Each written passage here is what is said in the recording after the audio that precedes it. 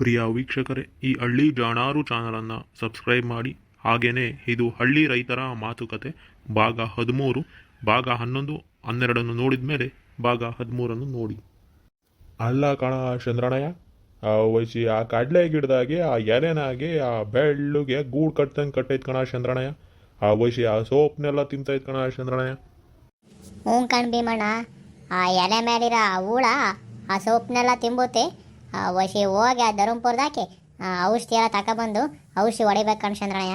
ಇಲ್ಲ ನೋಡು ಆ ಕಡಲೆ ಗಿಡದಾಗೆ ನಾನು ಆವಾಗಲೇ ನೋಡಿದೆ, ಅಲ್ಲಂದ್ರಲ್ಲೇ ಹಂಗೆ ಸೊಪ್ಪು ತಿಂದೇವೆ ಹುಳುಗಳು. ಒಟ್ಟು ಔಷಧಿ ಹೊಡಿ. ಹ್ಞೂ ಕಣ್ಸಂದ್ರಣ್ಣಯ್ಯ, ಔಷಧಿ ಹೊಡಿಬೇಕು, ಅವಕ್ಕೆ ಒಂದು ಸ್ವಲ್ಪ ಗೊಬ್ಬರ ಹಾಕಬೇಕು, ಎಲ್ಲ ಒಂದು ಸ್ವಲ್ಪ ಕೆಲಸ ಐತಿ. ವಸಿ ಅದಕ್ಕೆ ಆ ಧರ್ಮಪುರದಾಗ ಹೋದಾಗ ಎಲ್ಲ ತಗೊಂಬರೋಣ ಅಂತ, ಗೊಬ್ಬರನು ಔಷಧಿನೂ ಎಲ್ಲ ತಗೊಬಂದು ಕಡಲೆ ಗಿಡಕ್ಕೆ ಹಾಕೋಣ ಅಂತ ಕಣ ಚಂದ್ರಣ್ಣಯ್ಯ. ವಸಿ ಆ ಬೀರಿನಿ ಹಂಗೇನೆ ಇವಾಗ ನೀರಿಕ್ತಿಯಲ್ಲ ಕಣ ಭೀಮಣ್ಣಯ್ಯ, ಹಂಗೆ ವಸಿ ಕಡಲೆ ಗಿಡದ ಕಳೆನೂ ತಗ್ಸೋಣ. ಕಡಲೆ ಗಿಡದಾಗೆ ಕಳೆ ಒಂದು ಸ್ವಲ್ಪ ಐತೆ, ವಸಿ ಆ ಕಳೆನೂ ತಗ್ಸಿ ಹಂಗೇನೆ ಗೊಬ್ಬರ ಹಾಕು. ಆಮೇಲೆ ನಿನ್ನ ಮುಂಚೆನೇ ಗೊಬ್ಬರ ಹಾಕಿದರೆ ವಸಿ ಬರೀ ಕಳೆ ಇರುತ್ತಲ್ಲ, ಆ ಕಳೆ ಇನ್ನೂ ಚಂದಾಗಿ ಬೆಳೆದು ಬಿಡ್ತೈತೆ ನೋಡು. ವಸಿ ಕಳೆ ತಗ್ಸಿದ ಮ್ಯಾಕೆ ಒಂದು ದಬ ಗೊಬ್ಬರ ಹಾಕ ಭೀಮಣ್ಣಯ್ಯ. ಹ್ಞೂ ಕಣ ಹೇಳು ಚಂದ್ರಣ್ಣಯ್ಯ. ಆ ವಸಿ ಅದಕ್ಕೇನೆ ಒಂದು ದಪ ಎಲ್ಲ ಕಡಲೆ ಗಿಡಕ್ಕೆ ನೀರು ಹಾಯಿಸಿ ಆಮೇಲೆ ನೆಲ ತಂಪಾಗ್ತೈತಲ್ಲ, ಆವಾಗ ಒಂದು 10-12 ಜನನ ಎಣ್ಣೆ ಕಳೆ ತಗ್ಸೋಣ ಅಂತ ಸುಮ್ಮನಾಗಿವ್ನಿ. ವಸಿ ಎಲ್ಲ ಒಂದು ದಪ ಹಂಗೆ ತಂಪಾಗಲಿ ಕಡಲೆ ಗಿಡ, ಹಂಗೇನೆ ಹಿಂದೇನೆ ಕಳೆ ತೆಗಿಸ್ಕೊಂಬಂದ್ಬಿಡ್ತೀನಿ ಕಣ ಚಂದ್ರಣ್ಣಯ್ಯ. ವಸಿ ಕಳೆ ತೆಗ್ಸಿದ ಮ್ಯಾಕೆನೆ ಒಂದು ದಪ ಎಲ್ಲ ಗೊಬ್ಬರ ಹಾಕಿ ಬಂದ್ಬಿಡ್ತೀನಿ ಹೇಳು ಕಡಲೆ ಗಿಡಕ್ಕೆ. ಹ್ಞೂ ಹೇಳು ಭೀಮಣ್ಣಯ್ಯ, ಯಾವತ್ತೂ ಕಳೆ ತೆಗೆದ್ಮ್ಯಾಕೆ ಒಂದಪ್ಪ ಕಡಲೆ ಗಿಡಕ್ಕೆ ಗೊಬ್ಬರ ಹಾಕ್ಕೊಂಬರ್ಬೇಕು. ವಸಿ ಆ ಕಳೆ ತೆಗ್ದಿರ್ತೀವಲ್ಲ, ನೆಲ ಹಂಗೆ ಸೊಡ್ಲಿಸಿರ್ತೀವಿ, ಆವಾಗ ಗೊಬ್ಬರ ಹಾಕಿದರೆ ನೋಡಪ್ಪ ಆ ಕಡಲೆ ಗಿಡಕ್ಕೆ ಒಳ್ಳೆಯ ಅನುಕೂಲ ಆಗ್ತೈತಿ.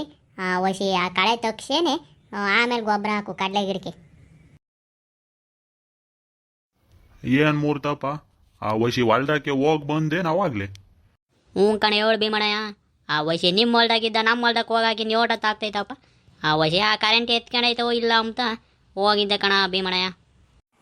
ಭೀಮಣ್ಣವು ಅವನ್ ರವಟು ಹಂಗೆ ಇವಾಗ ನೀರು ಬಿಟ್ಟಿರ್ತೀಯಲ್ಲ, ಹಂಗೇನೆ ಔಷಧಿನೂ ಹೊಡೆದು ಬಿಡು. ವಸಿ ಏನನ ನೀನು ನೀರು ಬಿಡ್ದಂಗೆ ಕಡಲೆ ಗಿಡಕ್ಕೆ ಔಷಧಿ ಹೊಡೆದ್ರೆ ಆ ಕಡಲೆ ಗಿಡನೇ ಆಮೇಲೆ ನೋಡು ಸರಿಗಿರಾಕಿಲ್ಲ. ಆ ವಸಿ ಆ ಔಷಧಿ ಡೋಸೇಜ್ಗೇನೆ ಆ ಕಡಲೆ ಗಿಡ ಹಂಗೆ ಕಂಬ್ರಿಕೊಂಬಿಡ್ತವೆ ಈ ಬಿಸಿಲಿಗೂ ಅದಕ್ಕೂ. ವಸಿ ಅದಕ್ಕೇನೆ ಆ ಕಡಲೆ ಗಿಡಕ್ಕೆ ಒಂದು ಸ್ವಲ್ಪ ತಂಪಿದ್ದಾಗಲೇ ಔಷಧಿ ಹೊಡೆಯ ಭೀಮಣ್ಣಯ್ಯ. ಆಮೇಲೆ ಆ ಬಿಸಿಲು ಜಾಸ್ತಿ ಇರೋದಕ್ಕೂ ನೆಲದಾಗ ಏನಾನ ತಂಪಿಲ್ಲ ಅಂತಂದರೆ ಆ ಕಡಲೆ ಗಿಡನೇ ಹಂಗೆ ಬಾರ್ದಂಗೆ ಆಗ್ಬಿಡ್ತವೆ. ಆ ಔಷಧಿ ಡೋಸೇಜ್ಗೇನೆ ವಸಿ ಕಡಲೆ ಗಿಡಕ್ಕೆ ತಂಪು ಮಾಡೇ ಔಷಧಿ ಹೊಡೆಯಪ್ಪೋ. ಸರಿ ಕಣ ಚಂದ್ರಣ್ಣಯ್ಯ, ವಸಿ ನೀನು ಹೇಳ್ದಂಗೆನೆ ಆ ಕಡಲೆ ಗಿಡಕ್ಕೆ ಒಂದು ದಪ ಎಲ್ಲ ನೀರು ಹಾಯಿಸಿ ಆಮೇಲೆ ಹಂಗೆ ಗೊಬ್ಬರ ಎಲ್ಲ ಹಾಕಿಸ್ತೀನಲ್ಲ, ಆವಾಗ ಹಂಗೆ ಔಷಧಿನೂ ಹೊಡೆದು ಬಿಡ್ತೀನಿ ಹೇಳ ಚಂದ್ರಣ್ಣಯ್ಯ. ಹೆಂಗೋ ನೀರು ಬಿಟ್ಟಿರ್ತೀನಲ್ಲ, ಆ ತಂಪು ಇರ್ತೈತಿ ಹೇಳು. ವಸಿ ಆ ಬಿಸಿಲಿಗೆ ಏನಿಲ್ಲ, ಆಮೇಲೆ ಔಷಧಿ ಹೊಡೆದು ಬಿಟ್ರೆ ಆ ಕೆಳಗೆ ತಂಪೂ ಇಲ್ಲ ಅಂತಂದ್ರೆ ಕಡಲೆ ಗಿಡಕ್ಕೆ ವಸಿ ಏನಿಲ್ಲಪ್ಪೋ, ಹಂಗೆ ಕಡಲೆ ಗಿಡನೇ ಬಾಡ್ದಂಗೆ ಆಗ್ಬಿಡ್ತವೆ ಆ ಔಷಧಿ ಡೋಸೇಜ್ಗೇನೆ. ಏನು ಭೀಮಣ್ಣಯ್ಯ, ಆ ವಸಿ ಆ ಕಡಲೆ ಗಿಡಕ್ಕೆ ಗೊಬ್ಬರ ಹಾಕ್ತೀನಿ ಅಂತೀಯ. ವಸಿ ಆ ಕಡಲೆ ಗಿಡಕ್ಕೆ ಯಾವ್ಯಾವ ಗೊಬ್ಬರ ಹಾಕ್ತೀಯ ಭೀಮಣ್ಣಯ್ಯ? ಅದೇ ಕಾಣ ಮೂರ್ತಪ್ಪ, ಆ ವೀರ್ಯನ 1 ಚೀಲ, ಆಮೇಲೆ ಆ 10-26 1 ಚೀಲ, ಆ DAP ಮತ್ತು ಆ ಪೊಟಾಷ್ನ 1 ಚೀಲ ಹಾಕ್ಕೊಂಡು ಎಲ್ಲ ಮಿಕ್ಸ್ ಮಾಡಿ ಆಮೇಲೆ ಗೊಬ್ಬರನ ಚೆಲ್ತೀನಿ ಕಣ್ಲ ಕಡಲೆ ಗಿಡದಾಕಿ. ಸಾಕಾಗಲ್ಲಿ ಇವು 4 ಗೊಬ್ಬರ ಕಡಲೆ ಗಿಡಕ್ಕೆ. ಹ್ಞೂ ಹೇಳು ಭೀಮಣ್ಣಯ್ಯ, ವಸಿ ನೀನು ಹೇಳ್ದಂಗೆನೆ ಆ DAP 10-26 ಆ ಪೊಟಾಷ್ನ ಹಂಗೆ ಆ ಯೂರಿಯಾನ ಎಲ್ಲ ಮಿಕ್ಸ್ ಮಾಡ್ಕೊಂಡು ಹಾಕಿದ್ರಿ ಆ ವಸಿ ಕಡಲೆ ಗಿಡನು ಚಂದಾಗಿ ಬೆಳಿತಾವೆ ಹೇಳು ಭೀಮಣ್ಣಯ್ಯ. ಹ್ಞೂ ಕಣ ಮೂರ್ತಪ್ಪ, ಆ ವಸಿ ಗೊಬ್ಬರಗಳೇ ಮಾತಾಡ್ಸೋಕ್ಕಾಗಲ್ಲ ಕಣ್ಲ ಮೂರ್ತಪ್ಪ. ಅಷ್ಟೊಂದು ದುಬಾರಿ ಆಗ್ಬಿಟ್ಟವೆ ಈ ಗೊಬ್ಬರಗಳೆಲ್ಲ. ಯಾತನ ಬೆಳೆಯಕ್ಕೆ ಹೋದ್ರೆ ರೈತರಿಗೆ ಒಂದಲ್ಲ ಎರಡಲ್ಲ ಸಮಸ್ಯೆ. ವಸಿ ಇವಾಗಂತೂ ಆ ನೀರಿನ ತಾಪತ್ರಯ ತುಂಬಾ ಐತೆ ರೈತರುಗಳಿಗೆ. ಹಂಗೇನೆ ಆ ಬೆಳೆದಿರೋ ಕ್ಯಾತ್ಕನ ಗೊಬ್ಬರ ಔಷಧಿ ಅಂತ ಅಂಗಡಿಗೆ ಏನಾರ ತರಕ್ಕೆ ಹೋದ್ರೆ ಆ ವಸಿ ಆ ಗೊಬ್ಬರನೇ ಮಾತಾಡ್ಸೋಕ್ಕಾಗಕ್ಕಿಲ್ಲ ಕಣ ಮೂರ್ತಪ್ಪ. ಆ ಪಾಟಿ ರೇಟ್ ಮಾಡಿಬಿಟ್ಟವ್ರೆ ಗೊಬ್ಬರಕ್ಕೆಲ್ಲ. ಹೊಸ ಗೊಬ್ಬರನೆಲ್ಲ ತಗೊಬಂದು ಹಾಕ್ಬೇಕು ಅಂತಂದರೆ ಏನನ ಒಂದು 6-7 ಸಾವಿರ ರೂಪಾಯಿ ಇಲ್ಲದ್ದು ಆ ಗೊಬ್ಬರನೇ ಬರೋಕ್ಕಿಲ್ಲ ನೋಡಿ. ಇವಾಗ 4 ಚೀಲ ಗೊಬ್ಬರ ತಗೊಂಬಾಕಿ ಒಂದು 7 ಸಾವಿರ ರೂಪಾಯಿ ಹಣ ಖರ್ಚಾಗ್ತೈತೆ ನೋಡ್ಲಾ ಮೂರ್ತಪ್ಪ ಇವಾಗ ಭೀಮನಿಗೆ. ಹ್ಞೂ ಕಣ ಹೇಳ ಚಂದ್ರಣ್ಣ. ವಸಿ ಈ ಗೊಬ್ಬರದ ಅಂಗಡಿಯಾಗಂತೂ ಯಾತನು ಗೊಬ್ಬರ ಪಬ್ರ ಮಾತಾಡ್ಸೋಕೆ ಆಗೋದೇ ಇಲ್ಲಪ್ಪೋ.